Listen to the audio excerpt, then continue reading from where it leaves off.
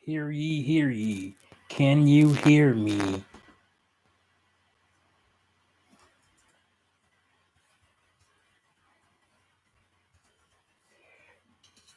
Shh.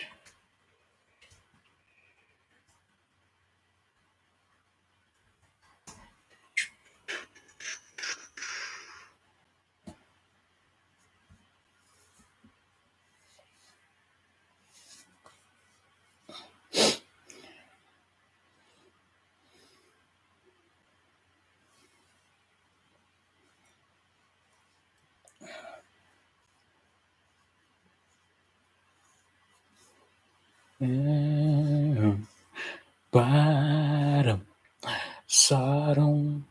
My dear sweet brother Noopsy. Noopsy. Noopsy.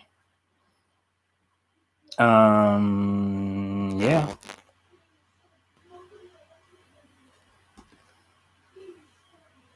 Mm-hmm.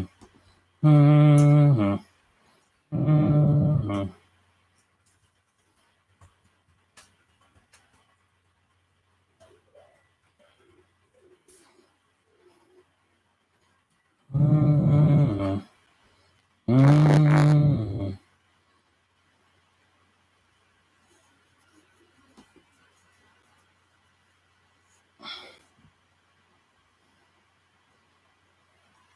Oh, oh, oh, oh, mm, mm, mm, mm, mm,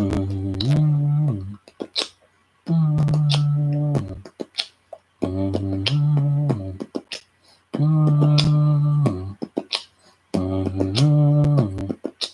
mm, mm, mm, mm,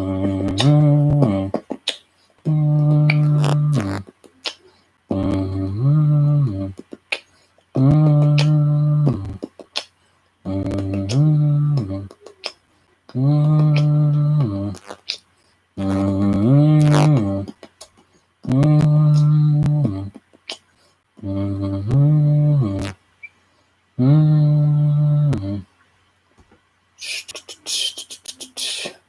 Wah, wah, wah. Why do you have to say negative things? Wah, wah. Mm, mm, mm. Kumbaya, circle jerk. Kumbaya, that's what we about. Kumbaya.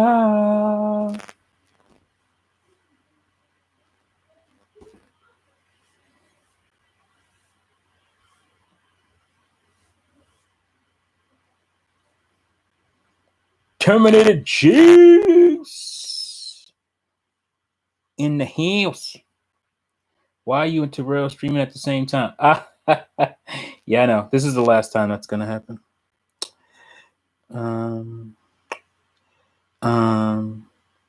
Remember when Batman v Superman was gonna go up against, I don't know, something on the Marvel side, and somebody had to move? Well, I'm Batman v Superman, and I'll be moving. Are you buying Pokemon Mystery? Hell no, I ain't buying that shit. Why you playing, Juice? Why you playing? Buying that shit. I haven't bought one Pokemon game on Switch, and that's not my fault. I was excited for pretty much all of them, except for Mystery Dungeon. I knew right away that was going to be a cash grab, and even though we had people in our group lauding, maybe it was just one person, I don't remember, lauding or lot. Is that the right word? I don't know. Whatever. Here's a great game with 100 hours of content. You play too much, man. Nah, lauding the visuals. It's like that looks pretty cheap to me. And I'm a stickler for, like, interesting visuals, art styles and stuff. So yeah.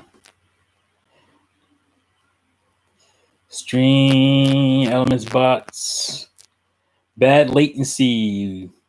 What's up? And Terminated Juice. Is that all that's it? I see people, but I don't see. I see more heads in here than I see people in the chat. Yo, I got sick, so I called out of work. Best not to spread germs during this time, so I can sit back here and damn it. Mystery Dungeon is fun. All right. Well, you enjoy your Mystery Dungeon, Robert. I will not take that away from you, but I will take it away from me. Not gonna get that. Yeah. But yeah, that's the thing about me. I may not care for something, but I don't try to steal anybody else's joy or enjoyment of it. I try my best to not do that. Hearing some weird static about once every 30 seconds. Again, I don't understand these things. I'll be happy when I get my PC back up. My guess is this stupid, inept laptop of mine. It's old. It's old. It's time to upgrade. So, all right. I see 10 people. Can we get 15? Let's get 15. Oh, 11. All right, cool. And don't hesitate to say hi or hit the like button. Because I only got one like. One like. There's 10 people in here. Hit that button. Hit it. Hit it now.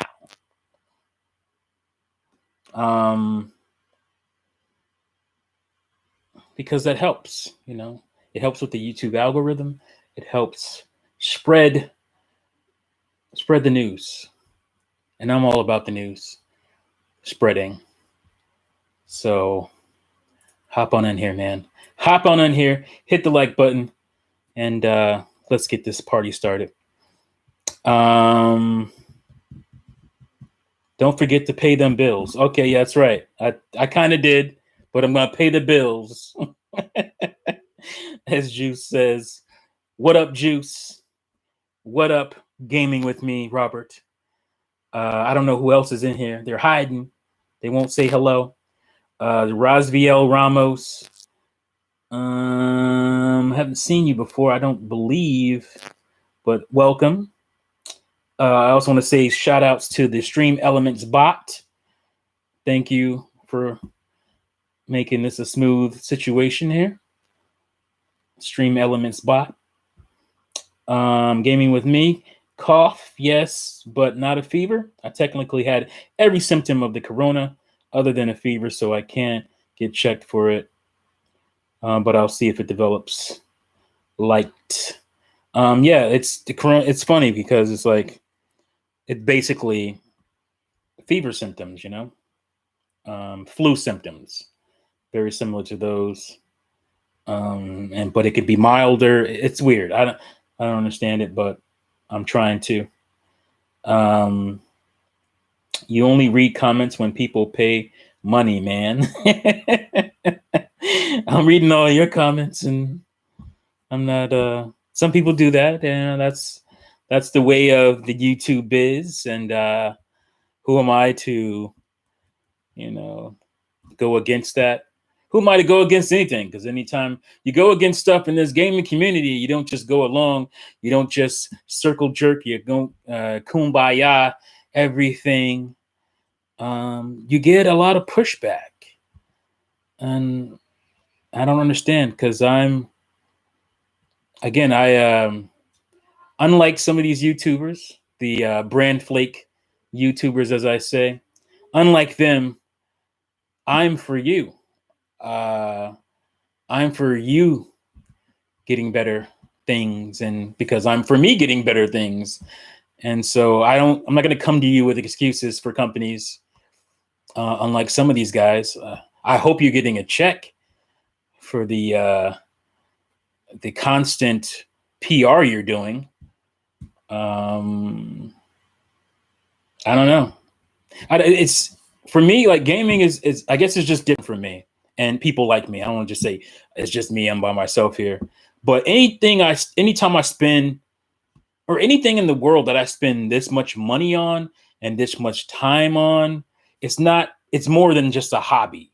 You know, some people will hit you, well, oh, it's just a hobby. I think that's a defense mechanism.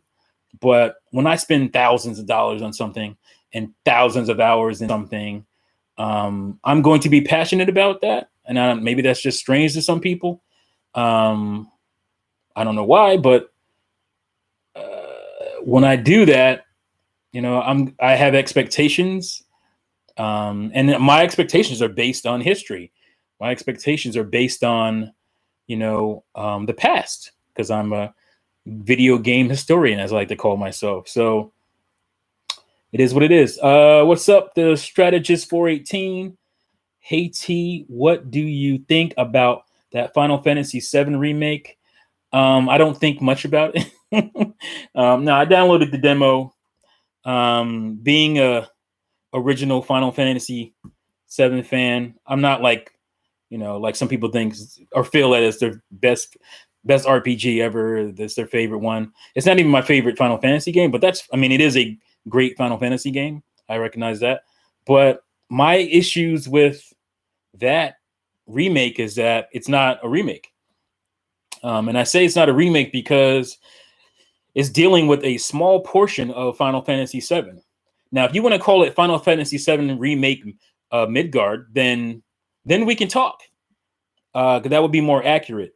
But my thing about Midgard is that it's a short portion of the game, and visually, it has a very similar, contained visual style. And I feel like if I'm going to spend a whole game there, as what is what they're saying, I'm going to get bored visually. What I love about RPGs is being able to go and explore and be in all these different locations. That's a huge part of it to me as well. And being able to see these different, landscapes, come together. That's just a huge part of playing an RPG for me. It's not just about the combat. And, I can't say I hated the combat, but it didn't click with me the way I wanted it to. I played the demo, beat it, but it feels somewhat disjointed to me because it wants to be actiony, but it also wants to be somewhat turn-based. And I don't know. I don't know if I'm going to be feeling it. Who knows? If I have more time with it, I may be cool with it, but I don't know if I'm going to be feeling that battle system, 30, 40 hours, whatever the game says it's going to be. I don't know. So Oak City Gamers, it's sure what the combo is, but I'm dropping a like because I enjoy the content. Oh, I think you said you're not sure. Okay. Yeah. Thanks, Oak City. Thank you for that. Yeah, the conversation is going to be on, let me make sure I do this right here. My topics are 1, we need E3. 2, gaming community over. I had a video I put out last night, basically, about the gaming community and passion and all that. And then Switch Direct wish list. I probably should have put Nintendo Direct, but since it's going to be about Switch games mostly, I just put Switch Direct.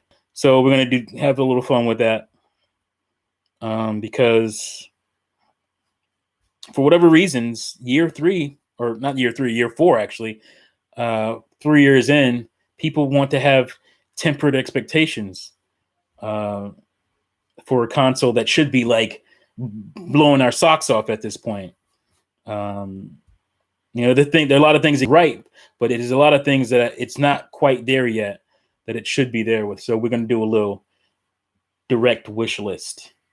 So let's go ahead and get started, I guess. Thank you, Oak City Gamers, for the $2 donation. Appreciate that, my man. Have you been here before? I can't remember if I've seen you, well, at least in the live streams. I don't remember if I've seen you before, but thanks for joining and appreciate that. Trizzy, what up? What up? Cloudy Mind, what up? Thanks for joining. Boom Tendo. This coronavirus scare is messing up everything. It is. It's strange out there. I actually went out to dinner earlier today, this evening. And, people were still out. It was cool. But there was a different vibe, like you could feel it in the air type of thing. I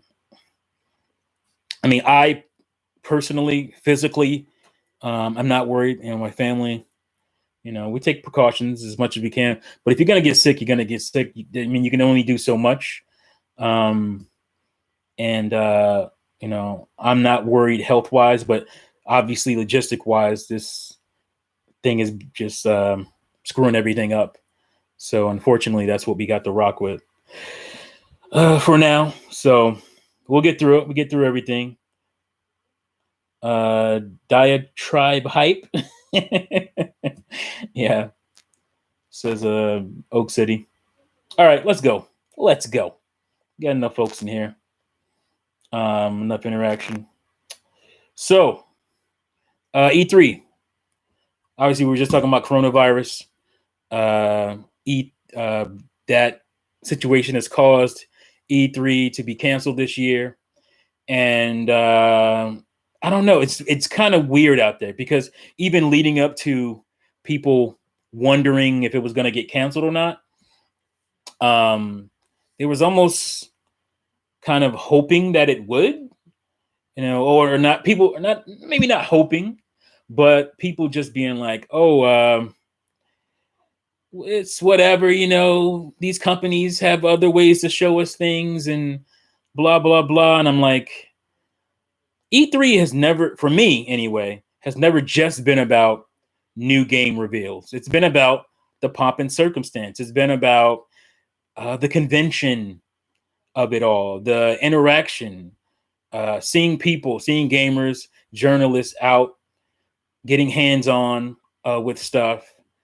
That to me has been the cool aspect of it. And that's not something you can replace with a video, a streamed video that you throw up. And Nintendo started this direct thing, 2011? Somewhere around there. And the industry reacted really different to that. The idea of them not doing a stage show anymore. It became they're not going to E3. They can't compete type of thing. It was very different when it came to Nintendo, and people in the know who knew that wasn't the case, who knew they weren't quitting E3. But when Nintendo did, it was a big deal.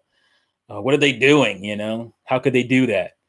And the Direct obviously were a really good way to do their thing, but also they still had a show floor presence, a big one. Actually, it increased from what it was before. And they added the treehouse, which is beautiful.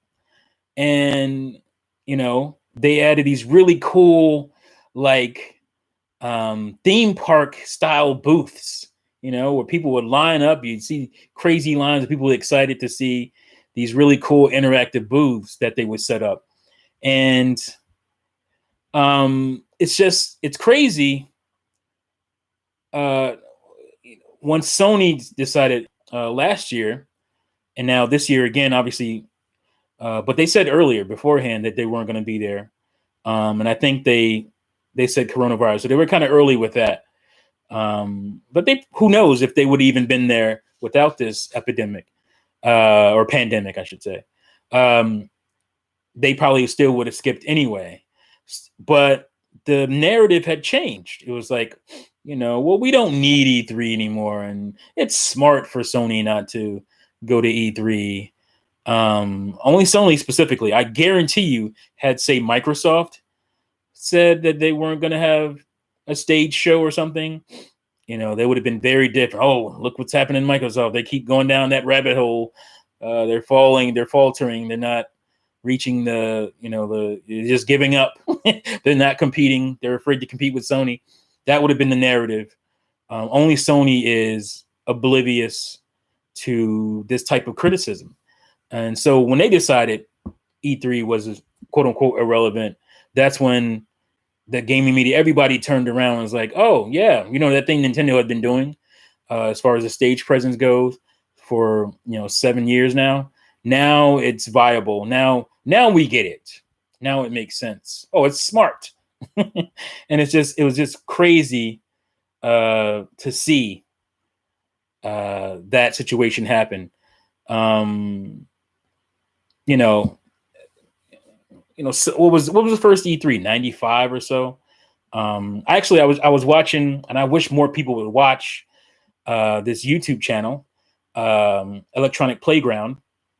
If you remember Electronic Playground, They were on Tech TV, and then they got acquired by G4. It was a TV show with Victor Lucas and Tommy Tallarico, who was a music guy in the industry. I think he's the one. Oh, wait a minute, what's going on here? I got a little hiccup in my stream. Yeah, he's bringing it back, and so they had this show. You know, it was a 90s show. It was very 90s, and it was very cool to see, as you know, them or Victor anyway, still doing it. He has a channel, Electronic Playground, which was a show. What the show was called. See that, you know, he's still doing it, and they just don't. He doesn't get a lot of views, and he's been doing it for a while, and it's really unfortunate to see a pillar of gaming like that still around, but not getting the attention. But it was what was cool about E3. Obviously, back then we didn't have internet like the way we have it today. And you know, Sony, that was their first year, I believe, right? Was it 94? Yeah, I see that. I don't know what to do about it. Juice, I see that I'm chopping up a bit. I'm not sure. I'm just gonna keep rolling. As long as you guys can you hear me fine? As long as you can hear me fine, I'll just roll, and I'm sure it's just some kind of weird patch. I'll get through it. How's my audio? Let me know.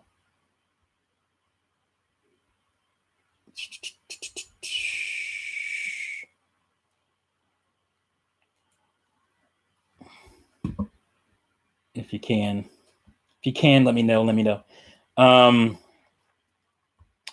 What was I saying? Yeah, the cool thing about it was just seeing, you know, obviously they had stage shows and inning, especially those what do you call them?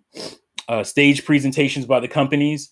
They weren't, you know, cool. You know, they were very business-like and very boring. So, you know, that part of the show was never a big thing for me. It was just like, oh, look at our numbers, look at our sales numbers, look at what we're doing to shareholders and stuff, which is stuff that they don't need to do anymore, and they haven't done that really anymore. Visor grunted, hey, I hear you fine enough. Good. Let me know if you don't hear me. We have to roll through the choppiness of the video, but my concern is mostly audio. So let me just say this real quick before I get lost in the chat here. Jonathan Mackison, I appreciate you, man. You're by far the most genuine of all the Nintendo focused YouTubers. I appreciate that. I really do, Jonathan. It's not something I actively try to be. It's just my personality and who I am. And a lot of people don't like that because it, you know, obviously it means you are negative, quote negative at times. But, you know, my favorite things in the world, I get negative about. Like if I go to a Giants game, yes, I'm a Giants fan. If I go to a Giants game, even a game they win, but let's say they were playing like crap, I'm going to be in the stands yelling, "You're playing like crap," or booing if I have to, if it gets to that point, because they're playing that bad. They may win in the end, but, you know, I'm hoping to see them put on a good show. So it's something, you know, that I like. You know, I love watching my teams play. But I'm not going to just sit back and kumbaya and act like everything's cool when I feel they're not living up to their potential. So it's the same in anything for me. So that's why I do what I do. Cloudy Mind, it's been a minute, but where is ThugTuber78? Is he still in the streets? Yeah, man, I'd love to do that stuff, man. I'd love to do that more. And it's just, I'll get into that later, but I'd love to get in to do that more. But part of it is enthusiasm for my channel and whatnot. So, because I'll put some good work into that video, and then I don't get, you know, a lot of traction out of it. And that shouldn't be my only motivation, but when I see like garbage or what I see as not great stuff getting like a whole lot of attention and views and whatnot, because views are important. People act like they aren't, but their views and subscriptions are a validation for what you're doing. So if those aren't going up, then it's discouraging. So E3 didn't really start popping until they started to air on Tech TV and G4. That's when booth babes became a thing. Very true, Visor Ground. And that's what I was trying to, I'm glad you said that, because that's what I was going to bring up. That was Electronic Playground. It's still new. It's new. It's a new show. But they've uploaded like their way older episodes, like their early episodes starting from season 1. And which I love that. I love that because it's like a time capsule, man. I go and subscribe to Electric Playground. Please go subscribe to them. Especially if you're a G4 Tech TV head, you know who I'm talking about. Tommy Talrico, who would get on my nerves. I'm sure he got on a lot of your nerves too, with some of his opinions when he would grade games. And Victor Lucas, who was way more level-headed, when it came to scoring stuff. I just recently watched. Actually, I was a little upset by both of their scores on Star Fox 64. I hadn't remembered, but it was not quite high enough for my taste. Tyler Stevenson, what's up? Thanks for joining. But yeah, like that's when E3 started popping, and it wasn't even just about, it's still not about only the big gaming companies. But there was, back then especially, there were so many little companies who didn't get any shine unless they were there. And I just go watch those old episodes. It's really cool to see them cover E3 and whatnot back in those days. Yeah, he has 50K subs, but only gets 1,000 views on a single video. He probably averages about 2,000 views. And it took him, because he just talked about how it took him, I'm a YouTuber, he was proud about that. And he was proud about getting 50 subs, which is great. But he's been doing it for 5 years. But I'm thinking like, well, you already have recognition. You should already have recognition in these gaming streets. What is YouTube not doing to promote your channel? You should be one of the gaming pillars on this website, but unfortunately not.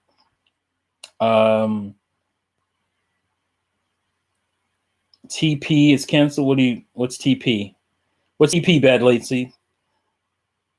Trizina, when Olivia Munn played Psylocke in X-Men, I couldn't see Psylocke. All I could see was Olivia Munn from G4. Me too. Same thing. It's funny, Trizzy. But yeah, like E3 I was more interested in the show floor stuff. Yeah, the booth babe stuff, because I was out of that age where that kind of stuff would interest me as a juvenile. And just seeing the boobs and people talking about the technology and being able to see the developers and whatnot, like interact with the reporters or with the journalists and whatnot. That's there's some corporate stuff in that, but it's still more authentic to see them interact with people off the cuff to some extent, and just talk about their games and whatnot. That stuff is bigger to me than just like game reveals. And that's kind of indicative of what's happening on YouTube in the gaming community, I guess, too, is that people just want to hear about games. They don't want to hear people talk passionately about their games, the creators and whatnot. Like, that's what I do on YouTube. I watch videos like that, where developers are talking about their stuff, gamers are talking about their just kind of giving analysis and whatnot on games. Like, that's the stuff that interests me as a gamer.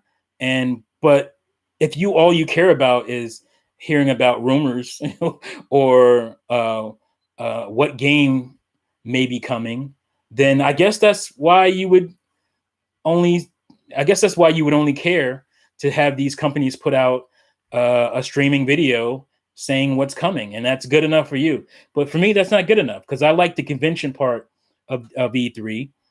I think that's important. We lose that with technology. We're losing so much personal interaction. And yeah, I'm going to be that old guy who says technology is ruining us as human beings. I think it is. I think it takes something away. I was talking to some of my students about Blockbuster, and they were so mesmerized about me talking. Yeah, me and my friends, we used to get together on a Friday night, Saturday night, or whatever, and we get off our butts, we get in the car, we drive to this building called Blockbuster Video, and they would have the movies that we would want to watch on shelves, and we walk around and talk to each other and say, hey, what do you want to watch? You want to watch this, or you want to watch that? Or it would be a discussion. That would be a discussion. Oh man, that movie was cool. I didn't get to see this. You guys want to see that? And it was like this camaraderie, this interaction between you and your friends or you and your family. And you pick up your candy there, you get your popcorn there, you get your popcorn ready, you get, a drink or whatever.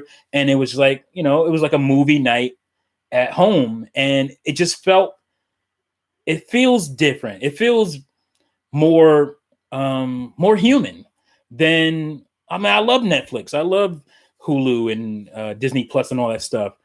But it just feels different when we plop down and watch. Grandpa T says, Tyler, we plop down and watch like a streaming movie together. It's not the same. It feels like something's missing. Look, oh, what do you want to watch? Let's go through these thumbnails. Dun dun dun dun dun dun dun dun dun dun dun dun dun. It's a great sound. I don't know why they need to change that audio for that selection sound. Blum blum blum blum blum blum. And you go through and you pick a video that way, and you just kind of watch. There's something different about it. I mean, I can't put my finger on it, but that's the same thing that I'm trying to convey about E3 is like, we need that interactivity. That to me is more interesting. Treehouse is very interesting to me because it's like, they're here, these developers, they're sitting out here, and it's, they have an idea what they're going to say and whatnot, they're going to go through, but it's more off the cuff. It's like, let's play this game together. It's a let's play. Let's show you how this game came about, the passion, our ideas, and what formed this, this idea to make this game, and what were the motivations and stuff like that. That is the cool stuff to me. Finding out about games is great. Obviously, I want to hear about new games, and I've been complaining about that on the Switch, obviously. But when it comes to like E3 or a convention setting, that's more interesting to me, because I used to go to PAX every year, and yeah, like you get in line and you play games, you play the demos and whatnot, and you get that.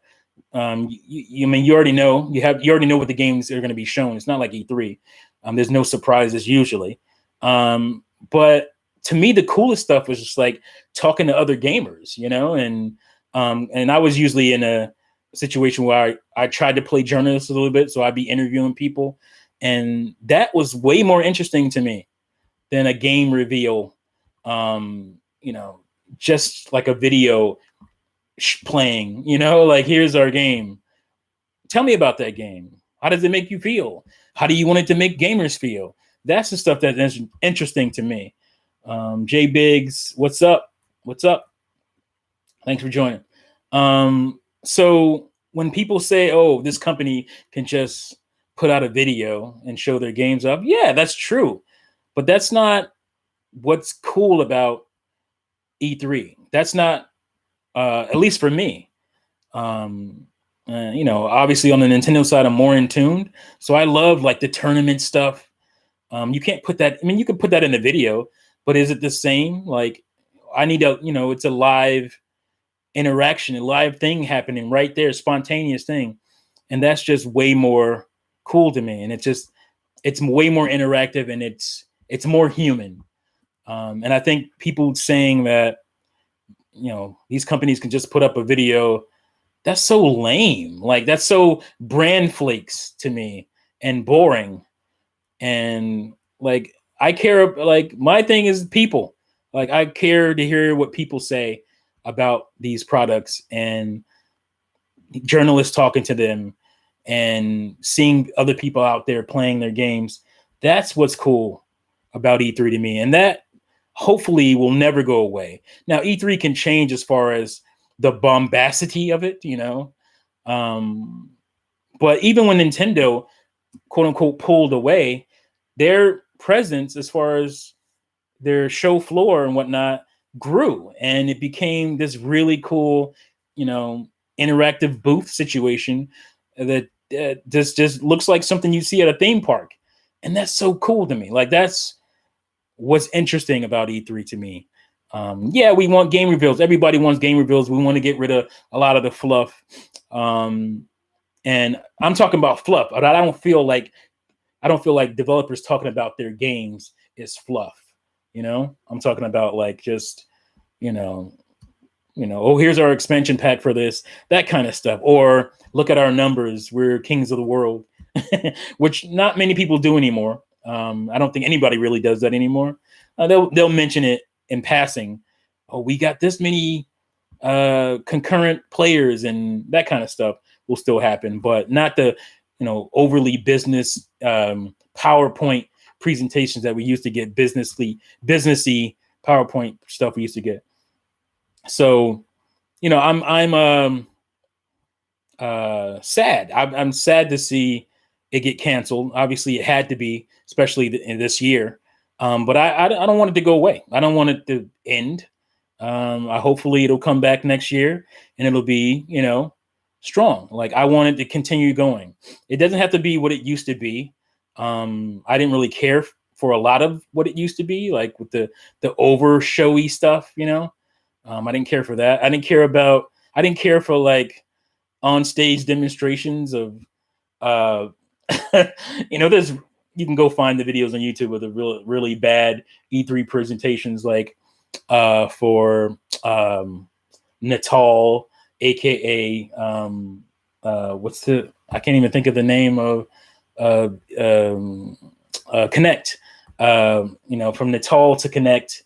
Those were some really cheesy, bad performances. Some of the music, all of the music performances almost, are, we can do without those.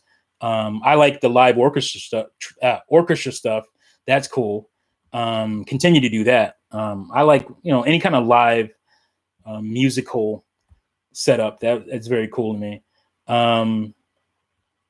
Bronze One says, before the internet, we had to wait monthly for our gaming magazines to get reviews or information. It had more personable feel to it. Yes, you brought that up. And today I was going through my old gaming magazines, and I'm like, yeah, it's cool to live in a world where we get information every day on games. But it also takes something away. There was something cool about waiting for that monthly magazine and just reading through it and just consuming every piece of it. And it's sad that that's not a thing anymore. And, a lot of us rely on news tubers for news. And it takes a little bit of that personable nature away, like you're saying, Bronze One. And I just, I'm probably the old guy, fighting against time here. But I don't think it's not just about time to me. I think there's certain things that should remain staples. Good hip hop music is important. Like, it's important to still have thought provoking, smart music, not just hip hop, but just smart, well thought out, not just for pop, not just for making a hit, but thought provoking, like real core stuff. You need that foundation, or it'll collapse. Without that foundation, this whole situation will collapse. Yeah, people will miss E3 when it's actually gone. Yeah, it's funny because that's actually something else I wanted to touch on. A lot of these people are the same people who will get a little upset about people going against or getting or cheering the demise of GameStop. Oh man, I don't understand people being upset or wanting GameStop to go away, cheering and hoping for them to die. It's one of the last bastions of just pure game. It's the only bastion of a pure gaming store. We can go in and it's just about games, and that's true. I don't think you should accept it just for that and accept the BS that goes along with GameStop, because I think GameStop can be a great place without all that BS business practice stuff they do. But those are some of the same people who will say, "Oh, don't cheer for the death of GameStop. You'll be sad when it's gone." So why are people cheering for the death of E3? You won't be sad when that's gone. When E3 consists of you just sitting for a few hours on such and such day once a year, or maybe throughout a week. Maybe they'll still do it because everybody won't show their stuff on the same day at the same time, I don't think. So you'll pop up, there'll be a video online, just go watch that and move on. Like, is that enough? It's not enough for me. I like, the sprinkles throughout the week. I like checking out smaller channels who are able to go to E3, and some of the bigger channels who go to E3 and listen to their commentary and their hands-on, what they liked about this, what they didn't like about that, even though a lot of it can be BS. But I have a really good BS meter, so I can wade through that stuff and get what I need out of it. You're gonna miss E3 when it's gone as well. Like, nothing is like E3. Not Gamescom. None of that stuff has that same feel. So what's this? Cloudy Mind says, hopefully Reggie will change that. I mean, hopefully. It's gonna take for GameStop. For me. I mean, I'm not a retail business person, but from my perspective as a gamer, somebody who's been through many a game store throughout my life, seen them come and go. For me, it's not that difficult to save GameStop, at least for what it is right now. Now, GameStop's going to have to evolve with their online presence and maybe set up a situation, do something different as far as that goes. Maybe set up some kind of almost like a Netflix situation, to where they actually rent out stuff, through the cloud. You can, all these stuff, all this cloud-based stuff that we got popping up, like xCloud and Stadia and whatnot. They're gonna maybe have to add that to their resume. But as far as their retail presence, to me, there's not a whole lot. They need to personalize GameStop. And I saw some stuff where they got these gaming lounges coming into certain GameStops. That's the kind of stuff they need to do more of, because there are a lot of people like myself, again, who like that personable stuff. And I want to be able to go into GameStop and just be able to chill, like be able to almost lounge, to where it used to be in the arcades, even, where I can just be comfortable, go through your current gen library, go through your retro library. They don't have that in stores yet, I don't think. That's something they need to bring in for sure. Bring in and make the prices more reasonable. Don't look to make a ton of profit. That's the problem with, I think, a lot of what GameStop's trying to do with their online presence or their retro presence. They're trying to make a lot of profit. Everything to them, there has to be things to where you make some profit on, not crazy profit, but is really a nice consumer good. And I think retro gaming is one. Make a little bit of profit off of it. Don't look to it as a new big streaming or new big revenue stream for yourselves. Don't look at it like that. Look at it like we're trying to get more personable with our consumers, our gamers. let's get some good prices in here for retro stuff. There's a big retro community out there of people who collect and still play their old systems. And let's use that as a gateway to be more consumer friendly, to get more personable with our consumers and make it more of an event, a thing that you do like we used to do with Blockbuster.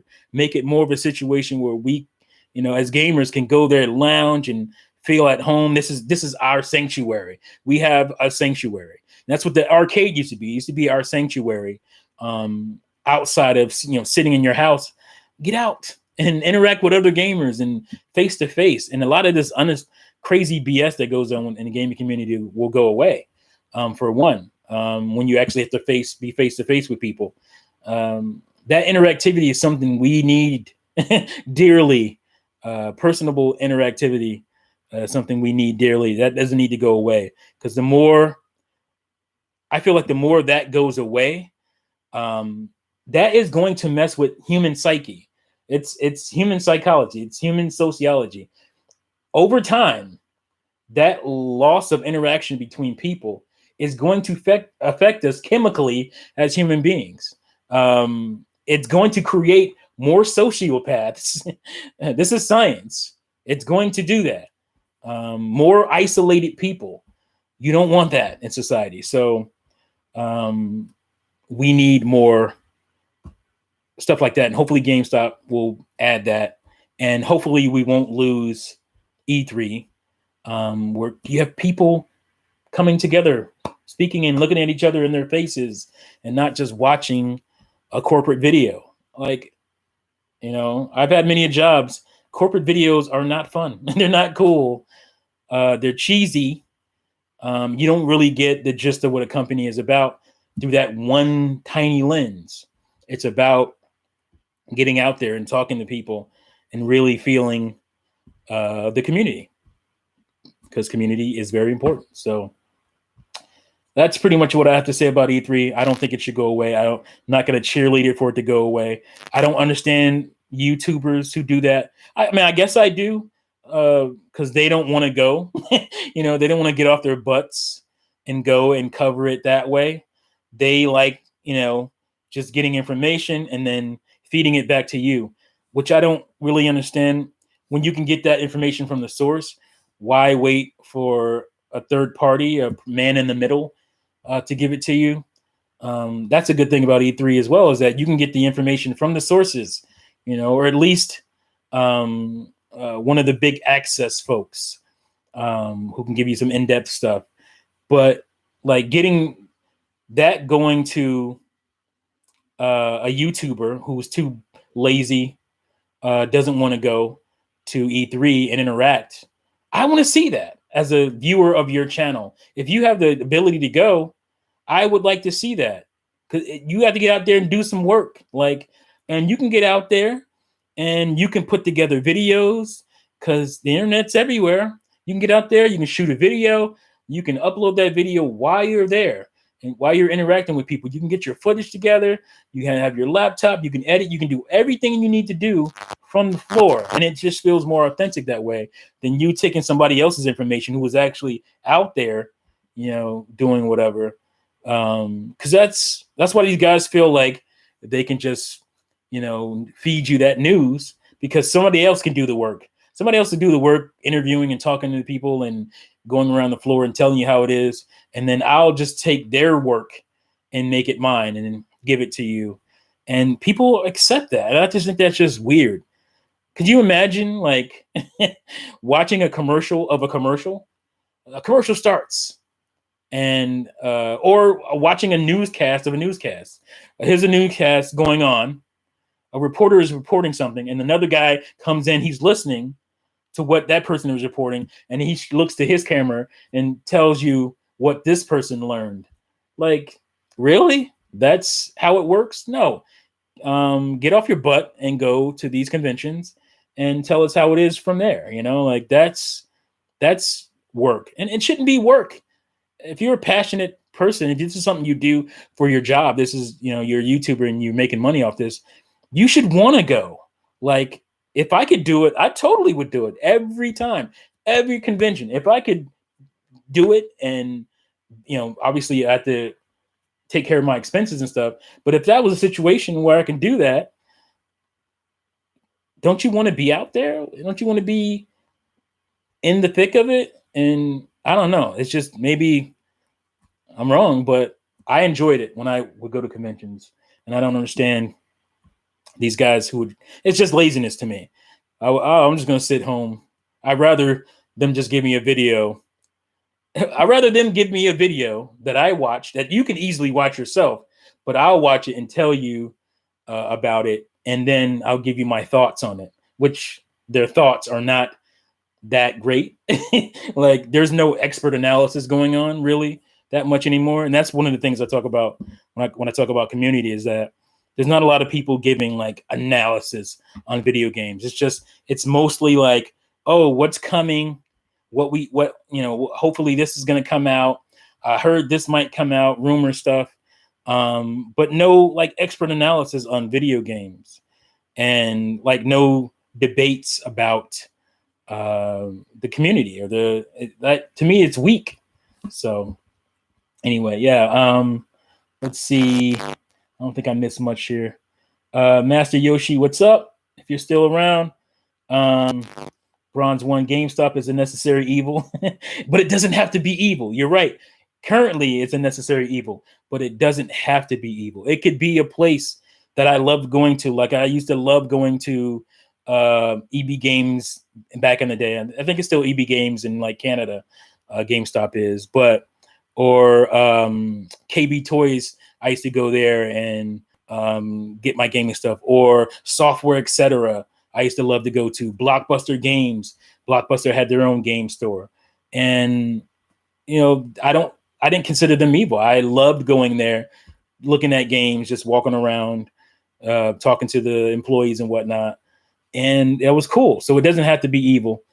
Hopefully, they can figure that out. They're gonna have to downsize because there's just way too many stores everywhere. So that's going to be part of it. There doesn't need to be as many GameStops as there are. And that way it'll be more special. You have to maybe you have to drive a little farther to get to GameStop. Or it still obviously should be in a popular area where you can get to it, where a plaza where a lot of people go to. But obviously in smaller towns, there should be places easy accessible. But I've seen places where there's GameStops within 2 miles of each other. That's insane. You don't need that. So, all right. Jonathan Mackison says, yeah, the same people who feed off of E3 while it's happening are the same ones celebrating its downfall. They're like vultures circling a dying animal. Hypocrisy drives me crazy. Yes, Jonathan, it drives me crazy as well. I couldn't have put it better myself than what you put it there. Yeah. They're like vultures circling, and I don't understand it, because these people are doing their jobs for them. Why would you want that to go away? Again, there's so many people that like brand flakes on YouTube. I don't know. Maybe they're right. So I just don't know. Like, some people just be like, oh, I just want to hear about what games are coming. You can just watch like Nintendo's YouTube, for that. They put out a lot of trailers for games that are coming to their system. Like, what are you getting from brand flake snooze tubers? If they have no personality, they're not doing anything special. Why are you so enthralled by them? I like analysis stuff. I watch stuff like Zeltic, great videos. I watch Commonwealth Realm. They do news stuff, but they do a lot of like really cool like Zelda analysis, and they do a lot of analysis when it comes to gaming, and that's interesting to me. I watch Electric Playground. They do gaming, but they also do like entertainment stuff. Scott the Waz, he's hilarious, but he, in the humor, there's a lot of really good analysis. Nitro Rad, I love his stuff. Really good analysis there. Gerard, the completionist. I mean, he completes games and he tears them apart, inside out. That stuff is interesting to me. And as a gamer, why are you playing games if gaming isn't interesting to you?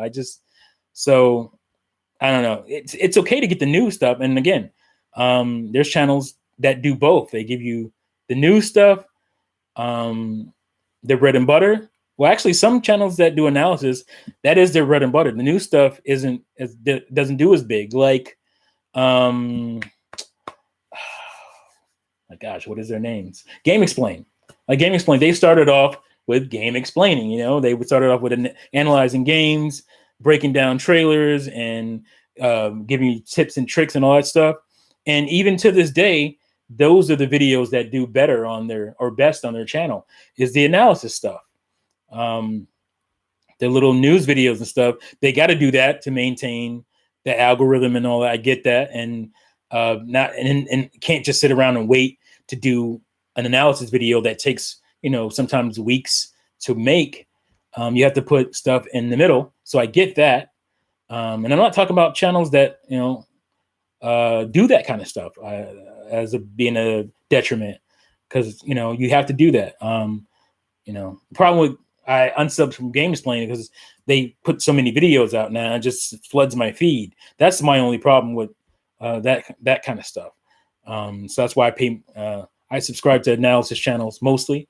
And that I'll still catch wind of the Game Explain videos because that algorithm, it pops up because YouTube knows what I'm watching. So eventually, I'll catch a video that interests me from them. So I forgot what I was talking about. But anyway, yeah, that's kind of what, speaking on the community and whatnot, that's the kind of stuff that needs to continue. We can have the new stuff, but I think we need that meat to be the foundation. So where are we? So gaming community over. Let's talk about that. I mean, I had a video on it, 30-minute rant video. And I didn't expect it to be that long. I expected it to be maybe 10 minutes, maybe 20, but it ended up being 30. But this is because it's something I'm passionate about. And I will say I was really surprised at most of the response, because it seems like a lot of people agreed with it, which is cool. You hope that when you put up a video that people agree with you. You don't want to be arguing all the time, but there's still some pushback, against what I was saying. And here's the thing, like, if you don't care, continue not caring. Like, just because I put out a video or I put up a tweet, you can survive. You can get through it.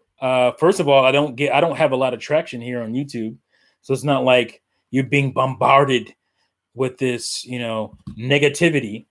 I don't understand why it has to affect you to the point where you come out of your box, or you come out of your comfort area and have to rail against me for pointing things out that I feel are inadequate from gaming companies in the community and whatnot. You can live with me criticizing. You can turn me off because you mostly do that anyway. So when I have my analysis, why don't you continue to keep me turned off? It's like, because I'll tell you what it is people they want, quote unquote, peace of mind. They want kumbaya. They want to be in their bubbles with no dissent. But they'll come out of that bubble to say, you can't say these things, or you shouldn't say these things. And I just think that's strange. Go back in your bubble, stay in your bubble. If everything is good and awesome, me on my tiny little pedestal over here shouldn't bother you. but it does. You're not going to change my opinion. And I'm not necessarily here to change yours. I'm just here venting. I'm putting out my perspective. That's what YouTube channels are for, or that's what they were supposed to be for. It's for people authentically coming to vlog about something that they care about, and to give you the facts, or at least their facts on it, how they feel about it. I'm not here to rub your back metaphorically and give you what you want to hear. Because why do it at that point? I mean, I know why do it. That's why you do it. But that's not a motivation for me. So when it's not fun, when it's not creative, when it's not any of that stuff, for me, it's just like, why even do it? Or if I lose passion, it's like, then why do it? I can't force myself to be excited about things that I don't find exciting. I can't pretend, that the Switch is great in every possible way. I can't pretend that the Wii U didn't exist. A lot of these people can. A lot of these people complained about the Wii U for certain things that the Switch can't even do. They complained about the adequacy of what the Wii U did, but here you have a situation where the Switch can't even do this stuff, and it's crickets. And I'm going to call that out. It's just a natural thing to do. That's just who I am. I don't know how to be any other way. So, let's see what Cloudy Mind is saying. Alfred said, at best, some men want to watch the world burn. As far as E3 press goes, or E3 goes, shaking my head. E3 2021. Yes, E3 2021. I'm pretty confident as long as there's not something else crazy going on, that E3 will be back just fine. It'd be a little bit wounded, but I think it'll be back just fine. But yeah, some people but I feel like that's how I get treated. Like, I feel like I get treated like I'm one of the people who just want to watch things burn. And that's not the case. I want to watch things endure and make it. And all this talk about, Switch lasting 6-7 years, 8-year cycles and whatnot. Not if it continues to go this way. And a lot of when it turns, let's say it continues to go the way it's going right now. When it turns to where people stop paying as much attention to Switch, those people are going to be crying about, or they just move on. I don't want you to move on from Switch. I want Switch to continue and actually last as long as it's trying to last. And it can do it by doing these simple things that Nintendo has done in the past. It drives me insane. I mean, I sit here, I was playing a lot of Wii U yesterday, and I'm like, this console, even with the Miiverse being stripped out of it, which was a big part of it, even with that being gone, this console has so much personality still. Why is my Switch so dead, so lifeless, so soulless?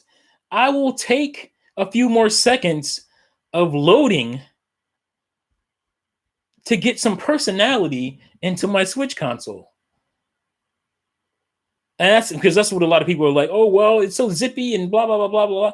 Well, you know what? I can live with a little bit of load if I have to roll with this gray, barren, no audio, no music sound, no anything. eShop, just whack, just not good setup. And I'm just scrolling through. I just went to the eShop on Wii U and just scrolling through, listening to the music, the ambient, beautiful music. It tickles your ears. It's nice. And looking at the menus and navigating them, and it's so well designed. It could be better, but it is really well designed as is. And thinking about what the Switch or Wii U actually had at its peak, with Miiverse and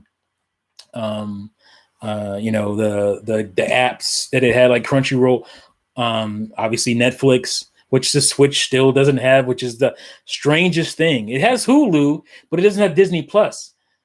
Like, why wouldn't if you're in with Hulu, shouldn't you be in with Disney to get ESPN and Disney Plus apps? Why is Netflix so hard to get? Netflix is on my calculator. Like, why is that so hard? And here's the thing: I don't care. I don't need Netflix for any of my gaming devices. I mean, occasionally, if I'm playing a game, I'll pop out of it and hop into Netflix or something because it's a convenience thing. But I have a smart TV. I have smart TV. I have iPads. That's what I would usually 100% use my streaming stuff on, and not my gaming system. I don't want to put that extra unnecessary wear, which I deem unnecessary wear, on my little tablet console. You know what I'm saying? Like, I don't want to put 2,000 hours of YouTube that I could have been playing games on. That's eating up my battery life. I mean the life, not just I'm not talking about just like you charge it and it dies. I'm talking about like the life going forward into the future.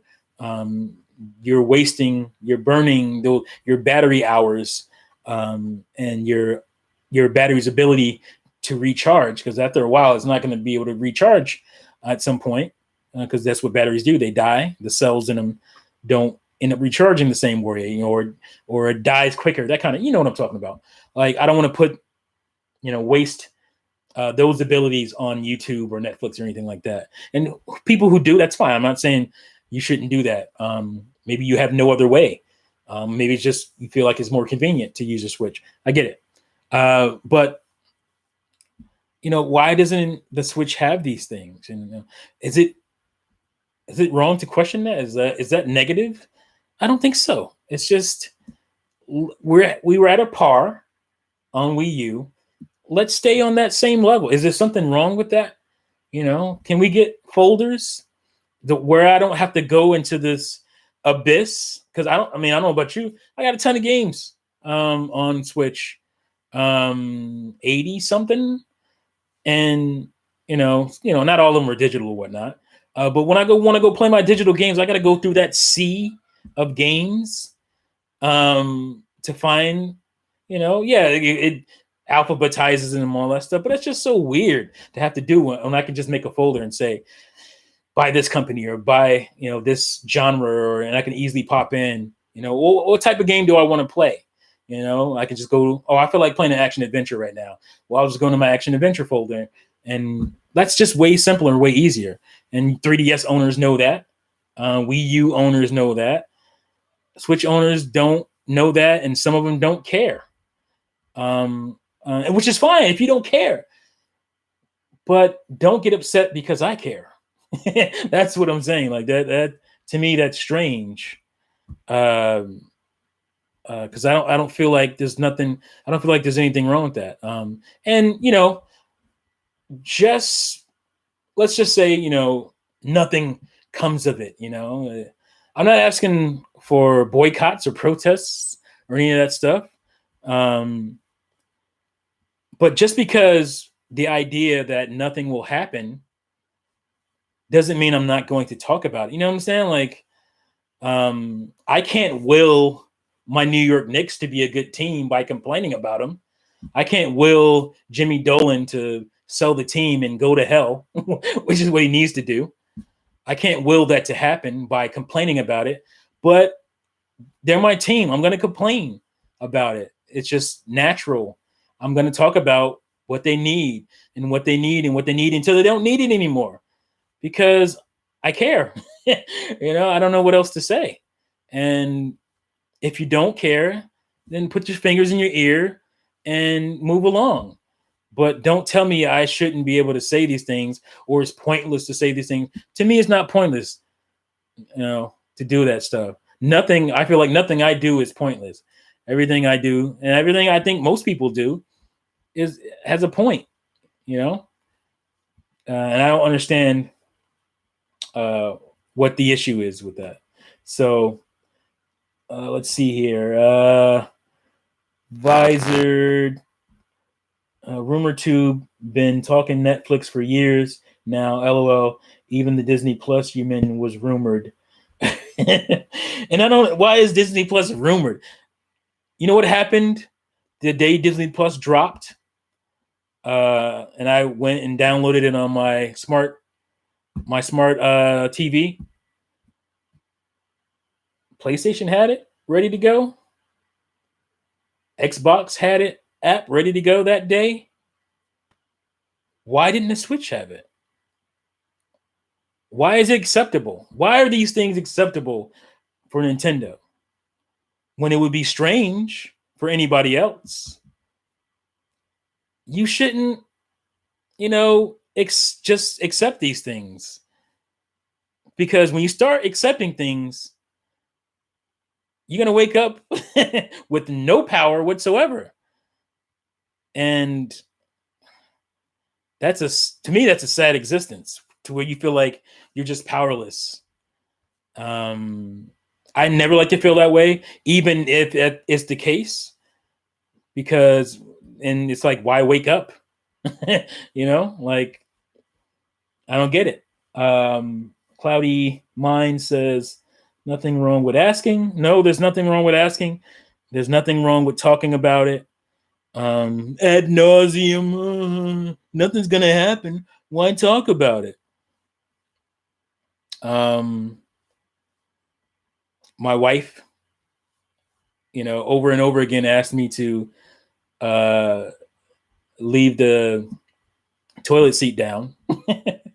And I had years of training, especially as a bachelor in my apartment, of leaving the toilet seat the way I wanted to leave it. And I guess at some point I'll become a house cat, an indoor cat, and I'll be trained to leave that toilet seat down. But at this point, it's pointless for her to keep saying it to me, right? Why keep telling me to leave that toilet seat down when I'm not going to do it? Because eventually it's probably going to happen. I mean, I don't know what else to say. Wii U had that, says Claudia Mine. What did it have? I missed something in you guys' conversation there. But yeah, like, I don't know what to say. I came in this community when there was a lot of fire. There was a fire everywhere. And I have a personality to where I can rock with that. Like, there's some people that don't like conflict. Not that I like conflict, but if I feel like I can interject something into the conflict, that perspective that is logical and makes sense, and I have something to say, that's good for me. That's interactivity. That's good to me. And I liked watching debates, two people, from different spectrums, sitting down with a moderator, hopefully, and saying, well, this is why I think this is the case, and this is why I think this is the case, and keeping it about the games. That to me is interesting. That to me is fun. Debate is fun. Debate is good. Do you think inside these companies, debate doesn't happen? Show me a company where debate doesn't happen, and I'll show you a company that is dying or will be dead because you need debate. I'm a Star Trek fan, and Picard, at least TNG Picard, he was the captain. He could have been the type of captain to, like, all right, this is what's going down. We're doing it this way, my way, for this situation, my way. Let's do it. You do what I asked you to do, with no debate. But he wanted to be a good captain.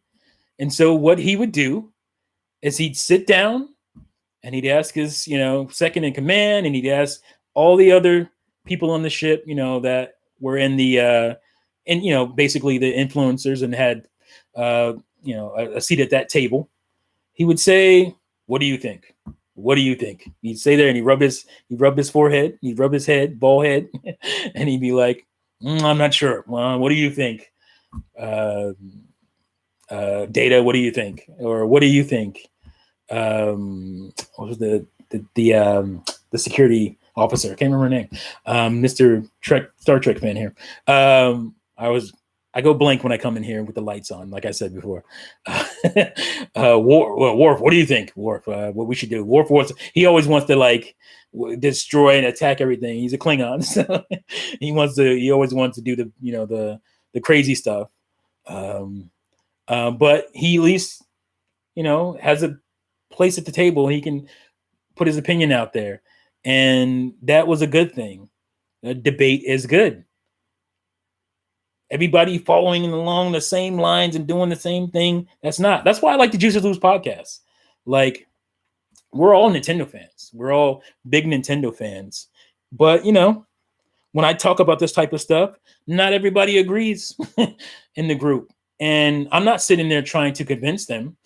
I'm sitting there giving my perspective on why I feel that way. And we have a good debate. And to me, that's more interesting than going to a circle jerk podcast where everybody agrees with the same thing and believes the same thing. That's boring. Like, that is not interesting. It's lame. It's brand flakes. And I don't wish to partake. I don't wish to listen to that. So debate is good. Debate is good. Difference of opinion is good. What's not good is closed-mindedness. You have your opinion and you just close the doors down. I like listening to people who don't agree with me. Put your comment out there. Tell me why you don't think such and such is the case. I read it. I read the comments. Unlike a lot of these brand flake YouTubers, I read the comments. Or maybe they'll scroll through and pick one out and say, oh, this is my comment of the week. Like, come on. Obviously, it's harder for people with larger channels, and you have thousands of comments to sit there and read them all. But read some, like read a few, scroll down that list. You got time.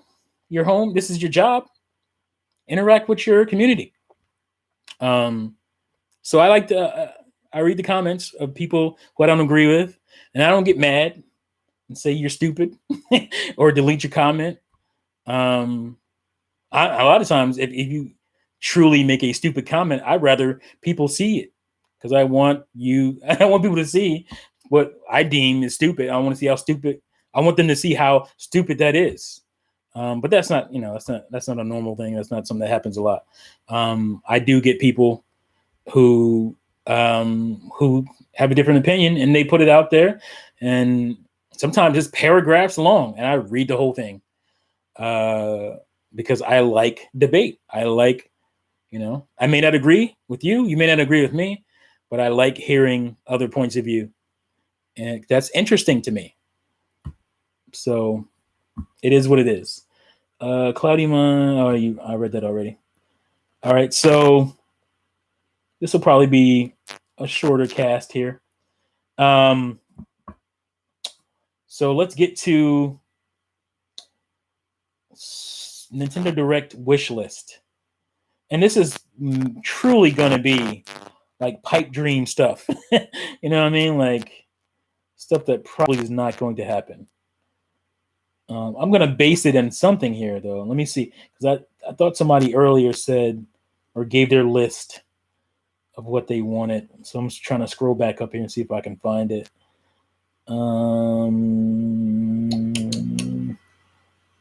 was that? Who gave me their list earlier?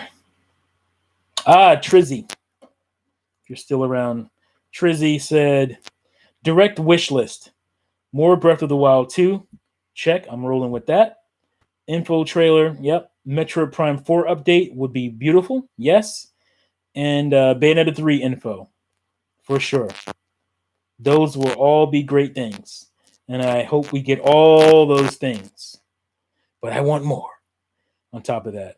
Again, partially because of what I feel like well, to be a lackluster, not just year of not knowing what's coming. We know some stuff. We know some stuff, obviously, but of not knowing, just like the future of Nintendo. It's, you know, the Switch. It's cool to know those things. You say the system's going to last such and such long. I would like to know that it's not going to continue to go on the way it's been going on, where we get almost nothing in the first part of the year, and then we get squished together at the end of the year with a bunch of stuff. I don't want that to be the case, but I also want to know that you can put out another year on Switch like 2017. 2017 was immaculate, and I feel like, and again, I'm going to back this up with not just pipe dreams and hopes of me pulling stuff out of my ass, but of reasoning to why you should be able to do that. And I'm going to harp on this until the cows come home. And that is the fact that during the Wii U era, Nintendo had the Wii U and the 3DS. And they put out really stellar software for both of those platforms. Before that, they had the Wii and the DS, the highest selling handheld of all time, 153 million or something like that, sold, with thousands of great, not thousands of great, but maybe hundreds of great games, thousands of titles for it. So they served the Wii and the 3DS. Before that, they had the GameCube and the Game Boy Advance. Now, the Game Boy Advance's library isn't the greatest, because a lot of it was ports. There was some IPs didn't get a new original titles.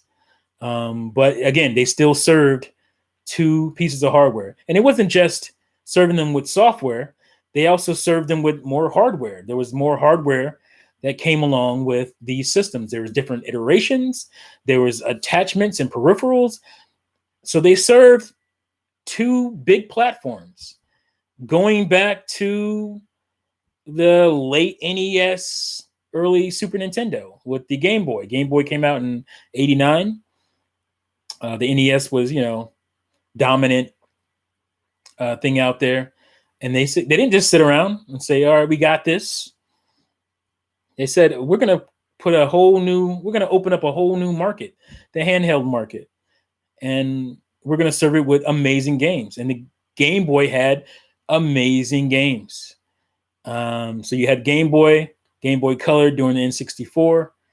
And so they had this situation where they were serving two major platforms up until the Switch. 3DS is dead. It's dead. Yeah, it still sells. There's no new games coming for it. Nintendo hasn't put out a first-party game in a while.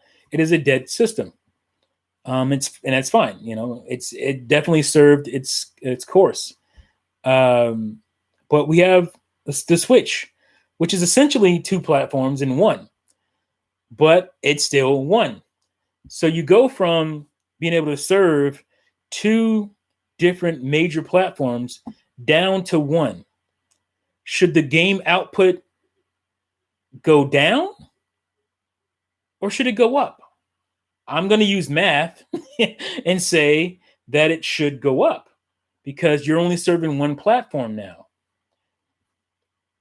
And if it doesn't go up, shouldn't it at least be on par? Again, here we go with par.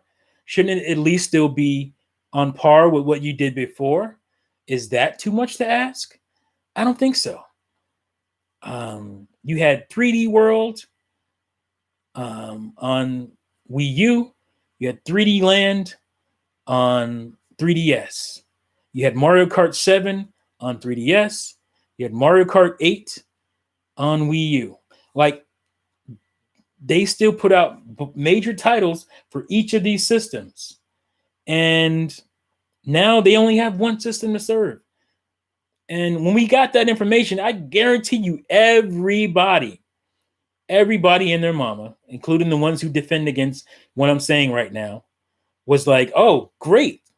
That means they won't have, they won't be distracted by the 3DS. They won't be distracted by a handheld. They can focus on one platform. We're going to get a whole bunch of great games. Some stuff that would have been on the handheld is going to come over here. We got a couple of things like that. I think stuff like Link's Awakening remastered or remake is one of those things that would have been a 3DS game or whatever handheld that they might have come up with. That would have been a handheld game, but now it's a handheld game and it's a console game. So we've gotten that. But if you look at the output of what we got on the handheld separately, and then what we got on a Wii U separately, and going back into the history again, I judge Nintendo by their standards. I should be allowed to judge them by other company standards, but just to kill that argument, I'll just judge them by their own standards, and they're not living up to their own standards. That is just a fact. If you're being honest with yourself, they're not living up to their own standards, and I would like them to do that. Is there something wrong? I got a lot of times, and I meant to say this in my rant video, I just forgot. I feel like I'm in the damn Twilight Zone when I see these people or deal with these people who come at me on Twitter or whatever in my comment section, who have excuses against this stuff. I really do. I literally feel like I'm in a Twilight Zone. It's like, why is this person arguing for less? Like, I don't understand. Why are you rallying for less? Now there is, what am I looking for? What's the word I'm looking for? There is a limit to this. Like, I can't sit here and say, oh, I want to anybody. If somebody sat to you and said, oh, I want Nintendo to drop 50 games a year, first party, that's ridiculous. And nobody's asking that. I'm not asking that. I'm asking them to deliver what they should be delivering based on their past. And based on the fact that the Switch is a monstrously well-selling console. Like, I wanted for nothing almost when it came to my Wii. The Wii sold really well. And, if you weren't paying attention, you believe that there wasn't a whole lot of third party and whatnot on Wii. There is crazy third party on Wii and really good games. It's not my fault. You were only looking at Wii Play and Wii Party and even Wii Sports sales. It's not my fault. That's all you paid attention to. There's a lot of great third party, some exclusive. No More Hero series. Obviously, it later went to PlayStation, but nobody cared. But there's a lot of even just exclusive third-party stuff on Wii. And that's what should happen when you have a system that sells that great. But even when Nintendo had systems that didn't sell that great, they got some really good stuff. GameCube did not sell that great, but GameCube got a ton of games.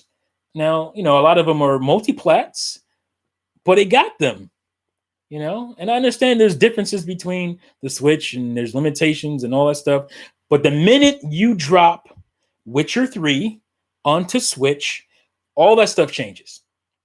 I don't want to hear about what can't be done. Because I was early on. If you go back and look at my videos, 2017, early 2017, not long after the Switch came out, I said there's not a game out that the Switch can't run right now. And it's going to continue to be able to run games in the future. And people, like, oh, you got crazy about that. I don't know what's going to happen. And then that was before, I think that was before the official Skyrim stuff, which, Skyrim is a 360 game, so I'm not really talking about that. But that was before Doom and Wolfenstein, and certainly before Witcher 3, which surprised a lot of people. It didn't really surprise me, because I said I believe they could run these games. And lo and behold, it can. some of the games run better or look better, like Alien Isolation. If they put that game on a cartridge, I'd buy it again. Again, I say. And that's another problem with the Switch, is that there's a lot of again on Switch. And great for those of you who haven't owned another system. Switch may be, to you, the greatest library in a Nintendo console. If you had no real, investment in PS3 or Xbox 360, but I do. Like, those systems exist for me. And so when a Switch game comes out, it's great. Awesome. Bring the game. But I'm not going to pretend that makes the Switch library, the best Nintendo library, because it's getting, late ports from last gen games. No, like, I'm not going to do that. It adds to the quantity, like Juice said, it adds to the quantity of games on the Switch, but it doesn't add to the legacy of the console. It just doesn't. Because that game is a 360 game. That game is a PS3 game. Oh, great that is on Switch. I have no problem with that. Some of them I buy. Ones that I maybe I didn't buy on my 360. Or even ones that I did buy. Like I rebought Skyrim, but I bought Skyrim 2 times before I bought it on Switch. And I bought Witcher 3, which is great because I want to play the game again, and why not play it for my current console? And it's making me want to get the PC version because I can go back and forth. So I can get the higher end version, which I never had before, and I can transfer my saves. That's really cool. That's making me want to get the PC version. I'm sure I will. So Metro Last Light looks amazing on Switch too. Unbelievable. Yeah, it looks great. From where I'm looking, from what I see, it looks just as good as the Xbox One version, the Redux version. That's a feat to behold on the Nintendo Switch. That's a cool thing. And the price is right. Unlike Nintendo, they're not gouging with the price of these ports. You're getting 2 games for $40, 2 remastered games on Switch on cartridge, all on the cartridge for $40. That's great. So I have no problem with that. Mario Nintendo All-Star Kart for this. By the way, that was Skull Terrace who said that. This is EJ Johnson. Mario and Nintendo All-Star Kart for the Switch. That would be cool. Mario and Nintendo All-Star. You mean like the way they have Sonic and All-Stars? Or do you mean like a compilation of Mario games? Let me know, EJ. Metro 2033 Redux on Switch is amazing, says Jay Biggs. Yep. I was happy with the output on Wii. It was great. Like, again, I think a lot of people, even Wii owners, missed a lot of really good third-party games. There were a lot of really good games. I have them. I bought a whole lot of them. I don't have them all, but I bought a bunch of them, and my Wii gaming was excellent. My only envy on my Wii wasn't, Mass Effect. I wasn't getting that and all that stuff. It wasn't even that. My envy was, oh man, I wish it looked better. I wish it didn't have to be a super, visually capable console. I just wished it was an HD console. It could have had a little bit better graphics than what it had, but I would just wish that it had HDMI output and it had like true 720p. That's all I wished. So if there was any envy, that was the only envy, and it wasn't that big of a thing because I was enjoying Wii Remote and Nunchuck, man. Jay Biggs, you got a lot to say here. Let's see. I'm going backwards. So most of my Wii U, and Switch lineup was third-party games. Yeah, I think that's the case for most Nintendo consoles. As much as people would say, and sometimes they'd be right, that there was not a whole lot of third-party. At the end of the day, most of your games are going to be third-party. That's the case on my Wii by far. 90% of my Wii games, maybe 85% of my Wii games are third-party games. Third-party exclusives, but third-party games. Same thing on my GameCube. for sure. My N64, definitely. I have 110 games for N64, and most of those are third-party games. They have to be. Nintendo doesn't put that much, they don't put that many games for their console. And for every console library, I would think, would have mostly, third-party games. If you have a collection, most of those games are going to be third-party games because they make most games. So my Wii collection is what? It's a little bit over 102, I think. 100, 102, 100 as well. It's a little bit over that, maybe 105 or something like that. And what percent? 25% of those games are first, second party or whatever. The rest of those are third party games. And on Wii, I didn't buy trash. I bought good games, or at least what I deemed good games. So I don't have like quote unquote shovelware, because that's another thing people complain about. All the shovelware on Wii. Well, I have 105 games, and none of those games are shovelware.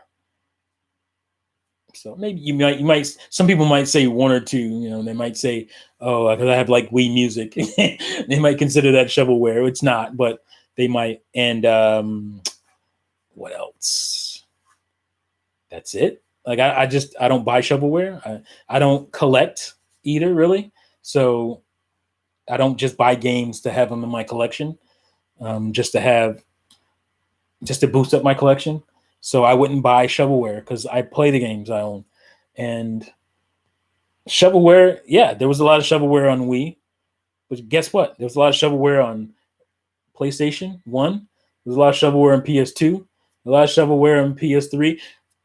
Any of these consoles that sell a lot have a ton of shovelware. A DS certainly had a ton of shovelware. PSP had a lot of shovelware. Like PlayStation 2, for whatever reasons, doesn't get credit for its mountains of shovelware, because it has it too. But because this console makes you do this with the controller, people pay more attention to it. The shovelware on Wii. Anything to bring down, Nintendo's winning of that generation winning console, people will do. So, Skull Terrace. Been saying this for a minute. The Switch needs a better home software. The system is literally begging to be customized, and that online. Woo! Yeah, I mean, yeah, it's just a dead, soulless. It's a very un-Nintendo like console. Like, before we had like OSs and whatnot. So N64, that was fine. I mean, you didn't have an OS, on the system. You just put the cartridge in, and the game starts playing. But by the time we got to GameCube, you started getting OSs, or before that, Sega Dreamcast, you started getting OSs, and the console would start up, and it'd have this personality or not. And for me, it's sad to see a Nintendo console with such little personality. The Wii U is probably Nintendo's, next to the 3DS or something like that, is probably the console with the most personality from Nintendo. I'm talking system stuff. I'm talking like OS and whatnot. Physically, the Switch has a lot of personality. It's just a very cool thing. It's a handheld that you can plug into your TV. So hardware-wise, there's a lot of personality there, but internally, not a lot of personality, and that's unfortunate. And it's something that bothers me, because one of the things about the Switch, when I first saw it, when we all first saw it during that reveal trailer back in 2016, November 2016, was it October or November? Somewhere around there. Was I started thinking about customization. And sadly, most of the customization comes from individual people, doing their own thing with shells and whatnot, or third parties giving you Joy-Cons, like, like the these Deus Ex who's the company? Ori that makes these. These are constantly in my Switch now. Like I don't even use my other Joy-Cons at this point when I'm doing handheld. These are what I'd rather use. Obviously, one, because I've had Joy-Con drift issues, but and that just it's just disheartening. But personality, it's cool to see all these different Joy-Cons that I think Nintendo was just missing out on, because they used to be really good about customization and personalization of your consoles. We're giving you all these multiple colors. I mean, they give us the colors. That's this thing they still do. They're giving you colored Joy-Cons. I'm not in a rush to buy more Joy-Cons because of the design flaw that is the Joy-Con drift. But I'm talking about form factor. Like, why did somebody at home, a very smart person at home, have to sit down and design a GameCube Joy-Cons? Why isn't there special edition Joy-Cons and stuff like that? Form factor wise, that come from officially from Nintendo. And that, I mean, again, that's just on the hardware side. It's not a whole lot I care about. I would like to see some cool dock stuff. I mean, you get occasionally you get like special edition Switches, but you have to go out and buy a whole new Switch. Why isn't a dock available in cool new designs, and not as expensive as it is, or it was anyway? Why don't we have cool designs for the dock? Like cool colors and whatnot that will make me want to have multiple docks. The way 360 used to have the face plates, that was cool to me. I liked having, being able to change stuff with my mood, and that to me, that's just unfortunate. But more importantly, on the software side, because you have stuff that you think would be easily able to be updated, like themes. We have a button for themes already on the Switch. We had it day one, and all we've had for 3 years is black or white. I mean, it's a decent Michael Jackson song, but it shouldn't be your only options when it comes to Switch customization for your backgrounds. Is it really going to take up that much RAM to give me a visual background, a photo, or a theme like Zelda, the way the 3DS had? And the 3DS is not like the most powerful hardware of all times, but it still utilizes themes and folders and all that stuff. Why can't the Switch do it? Like, I don't understand. And it's already pretty much underclocked, to save its battery. And overclocking it is a software. You can do something you do on the software level. And certain games do it. Certain games already overclock to give you like different modes and different features. So I just don't understand. It feels like they just don't care. It's like they just don't care to do anything with it. It's almost like the way they put Mario Maker 2 out there, kind of to die in the community because they didn't update the thing for 6 months. A customizing game like that, you don't update it for 6 months. And then when you do, you give us that god-awful online co-op, which, we wanted online co-op, and we should be able to have it and it not be terrible. But it's laggy and garbage as hell, unfortunately. But we should be able to ask for that and get it and it work. You guys should be competent enough as a $30 billion company. What is Nintendo worth now? To be able to put something out like that works well. So, I mean, I don't know. So let's get into my wish list before we get out of here. My wish list consists of, what's up, Antonio? I was scrolled up, so I didn't see you. because I was looking at previous chats. I avoid shovelware, says Jay Biggs, but people like them, but it sells. Yeah, I mean they wouldn't make the stuff if it didn't sell. It sells on the margins, just enough for somebody to make some little money. But yeah, Nintendo just went. Y'all wanted slopes for Super Mario Maker 1 right here, and it is in Super Mario Maker 2, and we're done. Seriously, like, why not new art styles? Why not Yoshi's Island as an art style? Like, how cool would that be if we got Yoshi's Island art style in Mario Maker? How exciting would that be? Now, it's awesome that we got 3D World. That was great. But a game like Mario Maker, where it's customization, you're customizing, you're creating your own levels. You have to keep that community going and keep them vibrant with new updates, relevant stuff. And you don't have to do huge things every time. You can spread it out, but just kind of keep adding to it. A game like that needs that for the community to stay engaged. And I feel like Super Mario Maker 2 just kind of fell off way fast, whereas one that went on. That was a viable. Some people's channels started on their Mario Maker challenges and all that kind of stuff. So it's just sad. It's sad to see how quickly it died.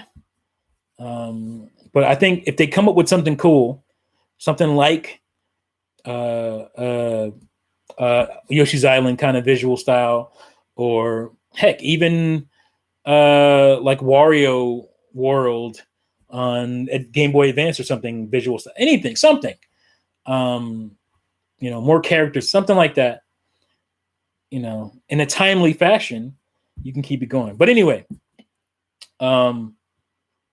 my wish list. Again, here we are. We're going into the fourth year, or we're in the fourth year right now. And we're fourth year of a console that's probably at 60 million units sold right now. We're getting up there anyway. And people act like, oh, Nintendo served every IP possible. Even if that was the case, shouldn't we be getting sequels? Now, we're getting Breath of the Wild 2. We believe we're going to get Mario Odyssey 2 as well. I hope so, because that is currently my favorite Switch game. That came out in 2017. Not that there's anything wrong with it. Breath of the Wild is right there with it, But if I wanted to cut it off and say Switch game, Breath of the Wild technically wouldn't count. But they're both neck and neck as far as my favorite games. But those are both 2017 games. And not that everything else isn't good. It's just nothing else reached that level. And when you hit consumers, especially consumers like me, with that kind of bomb blast in the first year, the sky's the limit. I'm thinking, not that we're going to get this every year, but we're going to get games like this, And, I've had some disappointments with stuff like Yoshi's Crafted World and Kirby. And those are smaller tier games. Those are AA, single A, even, if you will. I don't think it go that far. But those are AA games. But I'm looking at my 3DS and I'm like, why should my 3DS have way better Kirby games than the one I got on Switch? You can't say it's handheld, because Switch is a handheld as well. I have two of my favorite Kirby games are on 3DS. And you're not serving 3DS anymore. So why, when I got my Kirby game on Switch, was it so lacking? And Yoshi's Woolly World, it just doesn't, Yoshi's Crafted World doesn't hold a candle to Woolly World. As far as the level design goes, and the difficulty level and all that kind of stuff, the engaging, the music, it's technically it's better visually, but that's pretty much all it has on that other game. And I don't want to sit here and talk about what was disappointing. I want to talk about what I would like to see. And I want to see sequels to great games. Obviously, I want to see Breath of the Wild 2. We know that's a thing. I want to see Mario Odyssey 2. I want to see Bayonetta 3 finally. I want to see. We know that's coming. These are games that we know are coming, or we speculate are coming. There's a high chance, like Mario Odyssey 2. But we have more legacy that we can dig into. We have Punch Out. We have Star Fox that's still out there. We have, let's go back to GameCube. That's what I was hoping that the Switch would be. It would be a return to stuff that maybe was left on GameCube. Chibi Robo, Wave Race died on GameCube. F-Zero pretty much died on GameCube. I was hoping that with all the focus on one system and the beautiful, amazing sales of the Switch, that you could take chances on these things. And that's a big problem with Switch. There's not much chance taking. Sure, you get stuff like Labo, but those things, if they don't do well, aren't going to hurt Nintendo's bottom line. They both did well enough. Labo, Ring Fit Adventure, was a surprise, I think, to some. And Labo is done well enough. It's probably not what Nintendo had hoped for. Revenue, I'm sure it did pretty well. But for the most part, the Switch has been uber safe. And for a system that, if you look at it, is not very safe looking, this was not a safe choice for Nintendo. People act like it was, but it wasn't a safe choice to say, we're going to take a handheld and hook it up to your TV, a really capable handheld, and hook it up to your TV and give you this hybrid thing. This look, this visual isn't safe. It's docked. This thing, none of this was safe, especially after Wii U. Because some people, in the beginning, people forget now, it's going to be another Wii U, basically. It's underpowered. It's barely more powerful than the Wii U. And you put it on cartridges, this thing is going to fail, it's going to flop. Cartridges was not a safe thing to do. They did it. Making this a hybrid was not safe. They did it. So I'm looking at the console. I'm like, there's nothing really safe about the console itself, but the software is omega safe. Let's get creative. Let's have some fun. Let's take some chances. Nintendo fans will reward you. We're in tuned.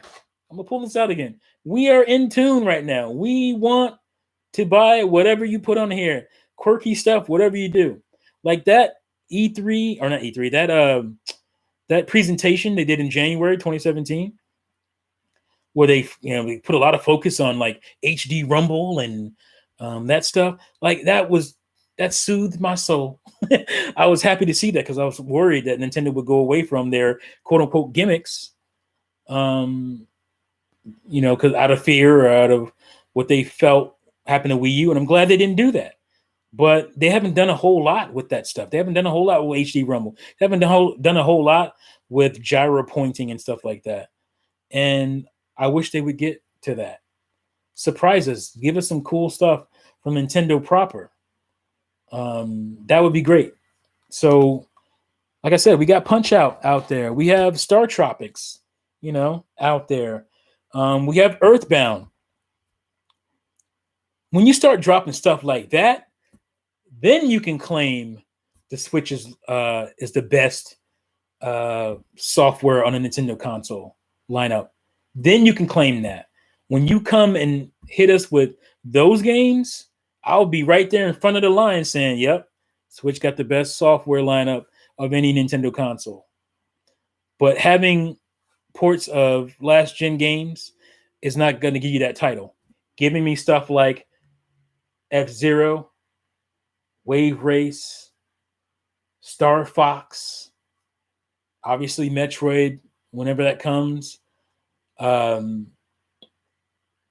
Robo, the more obscure stuff. Where is Pikmin? Pikmin is not super obscure, but it's one of the more obscure IPs. No Pikmin at this point. How? That game sold well on the last, even on Wii U. They put DLC out for it. It did so well. So when you start dropping IPs, you start digging really into your IPs like that, then we'll talk about best software lineup for Nintendo console. So until then, I'm not rolling with that claim. So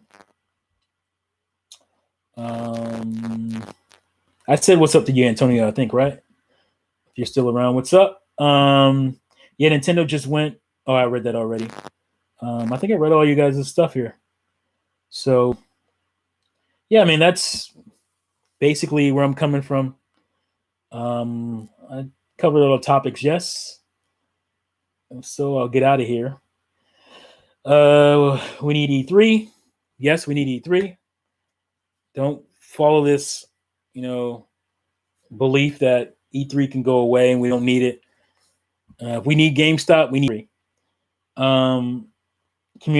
gaming community over.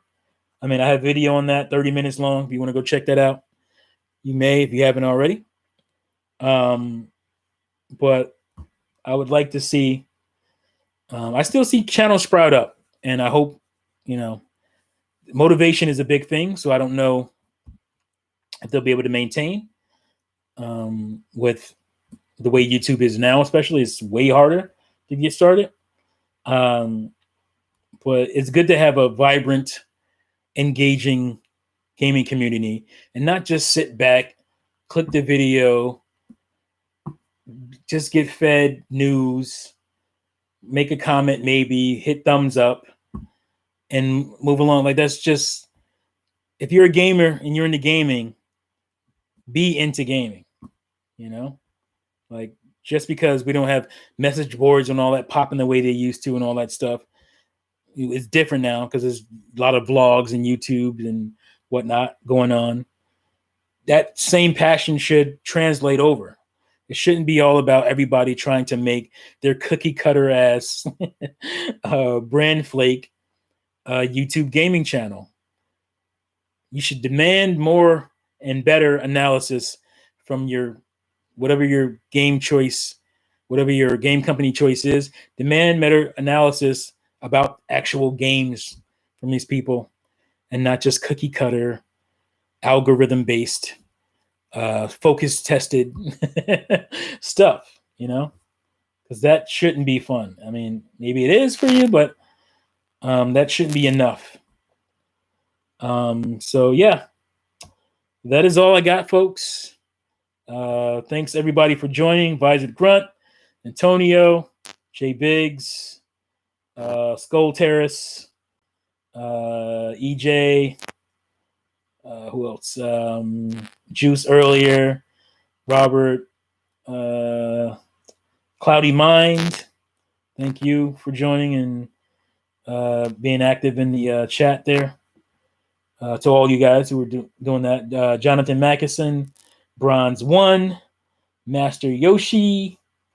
I think that's everybody. Tyler Stevenson, again, thanks for the donation. That was you that gave the donation, right? Let me make sure. Maybe it wasn't you. Let's go back and make sure I got that right, because I think it was Oak City. Thanks, Oak City. Thanks for joining. Boom Tendo, Strategist 418. Thank you guys all for joining. I hope this was a good stream for you. Fiji Owos says hello. Well, it's actually goodbye. I hope you're not just joining, because I'm about to get out of here. 2 hours in. That's good enough for this podcast. Maybe I'll stream a game or something either tomorrow or Monday. It's spring break, so I'm off for the week. So maybe you'll see me a little bit more. And that's it. Thank you, fools, for watching and listening, and see you next time. awkwardly ends the stream. Peace out.